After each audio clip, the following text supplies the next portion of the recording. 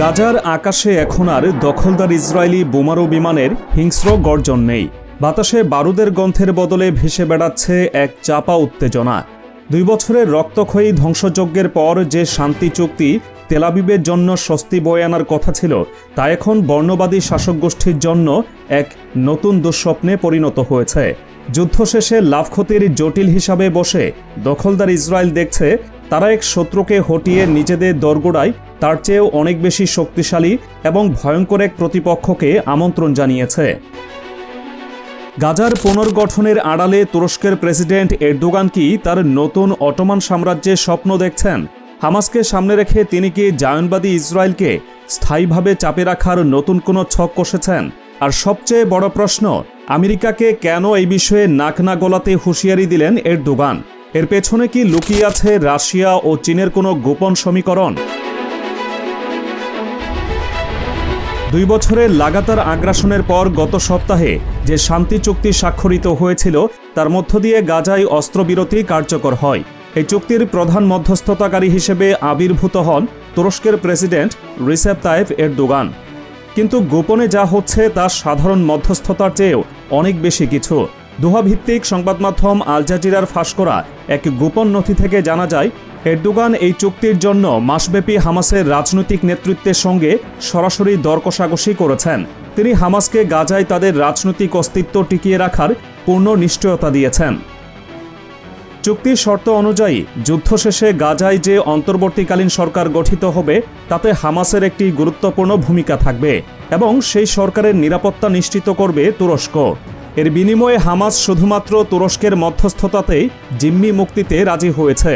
এই একটি সিদ্ধান্তই মিশর এবং কাতারের মতো ঐতিহ্যবাহী মধ্যস্থতাকারীদের পাশ কাটিয়ে এরদোগানকে চালকের আসনে বসিয়ে দেয়। তারই এই সফল ভূমিকার পুরস্কার হিসেবে গাজা পুনর্গঠন ও যুদ্ধবিরতি রক্ষণাবেক্ষণে যে আন্তর্জাতিক টাস্কফোর্স গঠন করা হয়েছে, তাতে তুরস্কের সক্রিয় অংশগ্রহণ আনুষ্ঠানিকভাবে নিশ্চিত করা হয়। আর এই একটি সিদ্ধান্তের পরই বদলে যেতে শুরু করে মধ্যপ্রাচ্যের ক্ষমতার সব হিসাব নিকাশ। দখলদার ইসরায়েলের গণমাধ্যম জেরুজালেম পোস্ট তাদের এক প্রতিবেদনে তীব্র আতঙ্ক প্রকাশ করে বলেছে, এই চুক্তির মধ্য দিয়ে ইসরায়েলের মুখোমুখি অবস্থানে সরাসরি চলে এসেছে তুরস্কের বাহিনী, যারা ঐতিহাসিকভাবে ফিলিস্তিনের পক্ষে এবং ইসরায়েলের কট্টর সমালোচক। পত্রিকাটির এক কলামে লেখা হয়, আমরা লেবানন সীমান্তে হিজবুল্লাহকে নিয়ে চিন্তিত ছিলাম, কিন্তু এখন আমাদের প্রধান প্রবেশদ্বারে একটি ন্যাটো সদস্য দেশের সেনাবাহিনী বসে আছে, যাদের উদ্দেশ্য আমাদের প্রতি বন্ধুসুলভ নয়। ধ্বংসাবশেষ সরিয়ে গাজার পুনর্গঠনের জন্য এরই মধ্যে তুরস্কের ইঞ্জিনিয়ারিং কোরের একটি বিশাল সামরিক কনভয় গাজায় প্রবেশ করেছে। কিন্তু এই ইঞ্জিনিয়ারিং কোর আসলে একটি আবরণ মাত্র। দখলদার ইসরায়েলের think tank institute for national securities স্টাডিজের একজন নিরাপত্তা কর্মকর্তা নাম প্রকাশ না করার শর্তে টাইমস অফ ইসরায়েলকে বলেন, যারা গাজায় প্রবেশ করেছে তারা সাধারণ প্রকৌশলী নয়। তাদের অনেকেই তুরস্কের দুর্ধর্ষ গোয়েন্দা সংস্থা MIT এবং বিশেষ বাহিনীর সদস্য। তাদের মূল কাজ শুধু রাস্তাঘাট বা ভবন তৈরি করা নয়, বরং গাজার গভীরে সিগন্যাল ইন্টেলিজেন্স বা সংকেত গোয়েন্দা স্টেশন স্থাপন করা। তিনি আরও যোগ করেন, এই স্টেশনগুলো দিয়ে তারা ইসরায়েলের সামরিক যোগাযোগ, সেনা চলাচল এবং আমাদের ডিফেন্স সিস্টেমের উপর সার্বক্ষণিক নজর চালাবে। তারা মূলত আমাদের বাড়ির উঠোনে একটি স্থায়ী গোয়েন্দা ঘাঁটি তৈরি করতে এসেছে। এই গোয়েন্দা তৎপরতার চেয়েও ভয়ঙ্কর যে পরিকল্পনা তুরস্ক বাস্তবায়ন করতে চলেছে, তার নাম আনাতোলিয়া লেভান্ট করিডর। এটি শুধুই পুনর্গঠন প্রকল্প নয়, এটি এরদোগানের এক অর্থনৈতিক এবং ভূরাজনৈতিক মাস্টার স্ট্রোক। লন্ডন ভিত্তিক থিঙ্ক ট্যাঙ্ক চেথাম হাউসের মধ্যপ্রাচ্য বিষয়ক প্রধান ডক্টর আলিস্টার কুকের মতে, এরদোগান গাজাকে ব্যবহার করে এমন এক বাণিজ্য পথ খুলতে চাইছেন যা তুরস্ককে সরাসরি লোহিত সাগরের সঙ্গে যুক্ত করবে। এই করিডোর যদি সফল হয়, তবে তুরস্কের পণ্য মিশরকে এবং কুখ্যাত সুয়েজ খালকে পাশ কাটিয়ে সরাসরি আফ্রিকা এবং এশিয়ার বাজারে পৌঁছাতে পারবে। এটি মিশর এবং তাদের পশ্চিমা মিত্রদের অর্থনৈতিক আধিপত্যের উপর এক বিরাট আঘাত হানবে। এক কথায়, গাজার পুনর্গঠন হলো এই মেগা প্রকল্পের একটি মানবিক আবরণ মাত্র। এর আসল উদ্দেশ্য হলো মধ্যপ্রাচ্যের বাণিজ্যের চাবিকাঠি আঙ্কারার হাতে নিয়ে আসা।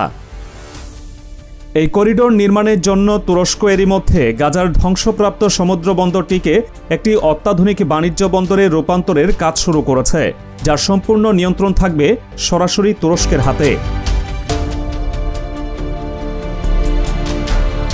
কিন্তু এই অর্থনৈতিক পরিকল্পনার সাথে ওতপ্রোতভাবে জড়িয়ে আছে তুরস্কের অপ্রতিরোধ্য সামরিক প্রযুক্তি।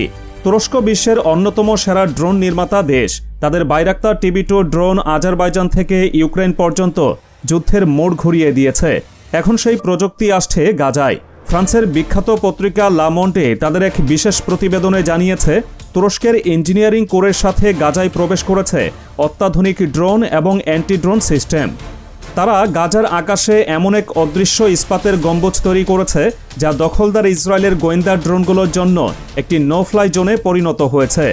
বছরের পর বছর ধরে জায়নবাদী শাসকেরা গাজার উপর যে সার্বক্ষণিক আকাশপথে নজরদারি চালাত, সেই যুগের অবসান ঘটতে চলেছে। দখলদার ইসরায়েলের অনলাইন নিউজ পোর্টাল ওয়ালা নিউজের এক সামরিক ভাষ্যকার এবং অবসরপ্রাপ্ত এয়ারফোর্স জেনারেল আমোস ইয়াদলিন তার এক কলামে ক্ষোভ প্রকাশ করে লিখেছেন, আমরা এতদিন পাখির চোখে গাজাকে দেখতাম, এখন থেকে সেই আকাশে উড়বে তুর্কি শাহিন। তারা শুধু আমাদের ড্রোনকে ভূপাতিতই করবে না, বরং তাদের নিজস্ব বাইরাক্তার ড্রোন দিয়ে আমাদের সামরিক ঘাঁটি, সেনা চলাচল এবং আয়রনডোম ব্যাটারির উপর নজরদারি চালাবে। নেতানিয়াহু হামাসকে সরাতে গিয়ে আমাদের আকাশকে তুরস্কের হাতে তুলে দিয়েছেন। এটি একটি দুঃস্বপ্ন। শুধু আকাশপথে নয়, সমুদ্র পথেও তুরস্ক তার আধিপত্য বিস্তার করতে শুরু করেছে। গাজা উপকূলের আন্তর্জাতিক জলসীমায় এখন নিয়মিত টহল দিচ্ছে তুরস্কের নৌবাহিনীর শক্তিশালী ফ্রিগেট। সরকারিভাবে বলা হচ্ছে, গাজায় পুনর্গঠনের জন্য আসা বাণিজ্যিক জাহাজগুলোর নিরাপত্তা নিশ্চিত করতেই এই নৌ উপস্থিতি। কিন্তু এর আসল উদ্দেশ্য হল দখলদার ইসরায়েলের নৌ অবরোধকে অকার্যকর করে দেওয়া এবং পূর্ব ভূমধ্য সাগরের বিশাল গ্যাস ক্ষেত্রের উপর নিজের দাবিকে প্রতিষ্ঠিত করা। এই গ্যাস ক্ষেত্র নিয়ে ইসরায়েল, গ্রিস এবং সাইপ্রাসের সঙ্গে তুরস্কের দীর্ঘদিনের বিরোধ রয়েছে। গাজায় একটি স্থায়ী নৌ উপস্থিতি তুরস্ককে এই বিরোধে এক সুবিধাজনক অবস্থানে নিয়ে যাবে।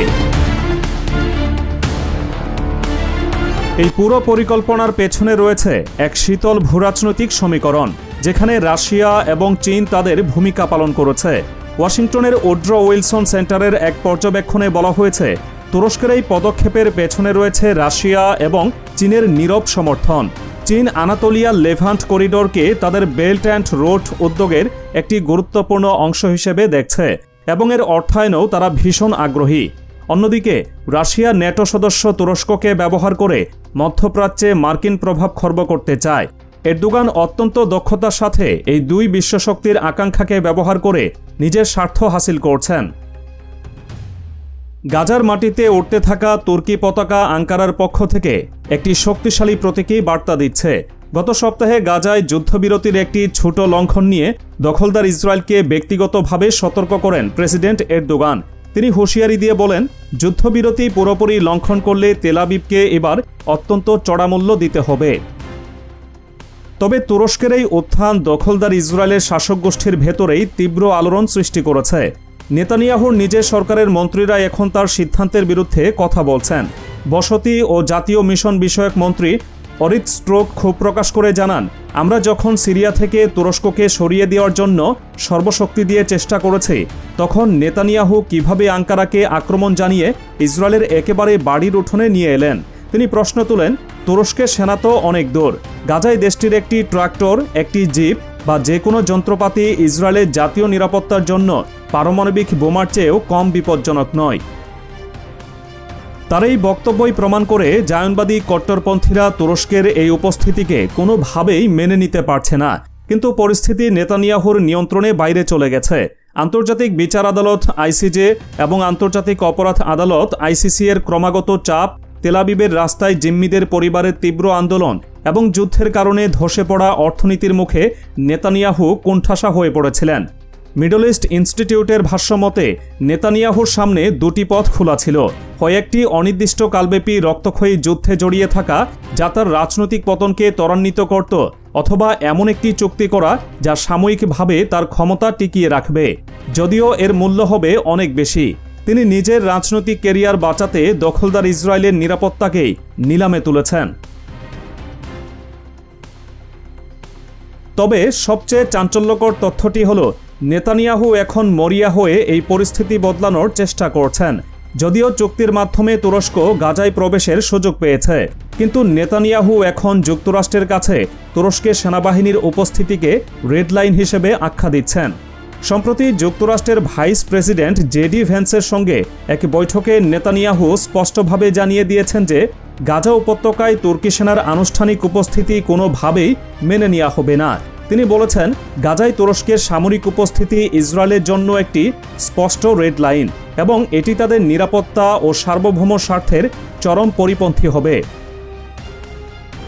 অর্থাৎ নেতানিয়াহু একদিকে চুক্তি মেনে তুরস্কের ইঞ্জিনিয়ারিং কোরকে প্রবেশের অনুমতি দিয়েছেন, অন্যদিকে এখন যুক্তরাষ্ট্রের উপর চাপ সৃষ্টি করছেন যেন তুরস্কের নিয়মিত সেনাবাহিনীকে সেখানে প্রবেশ করতে না দেওয়া হয়। এটি তার দ্বিচারিতা এবং অসহায়ত্বকেই প্রকাশ করে। তিনি এমন এক ফাঁদে পড়েছেন যেখান থেকে বের হওয়ার কোনো পথই আর খোলা নেই। আর এই উত্তেজনার মধ্যেই আঙ্কারা থেকে এক স্পষ্ট বার্তা জানিয়ে দেওয়া হয়েছে, গাজার পুনর্গঠন একটি আঞ্চলিক বিষয় এবং এর নিরাপত্তা নিশ্চিত করবে তুরস্ক ও তার মিত্ররা। ওয়াশিংটনের কোনো অযাচিত হস্তক্ষেপ বা ইসরায়েলকে অন্ধ সমর্থন পরিস্থিতিকে আরও জটিল করে তুলবে। তুরস্কের পররাষ্ট্রমন্ত্রী হাকান ফিদান বলেন, গাজার জনগণের নিরাপত্তা নিশ্চিত করা আমাদের দায়িত্ব। এই দায়িত্ব পালনে যদি কেউ বাধা দেওয়ার চেষ্টা করে তবে তার পরিণতি ভালো হবে না।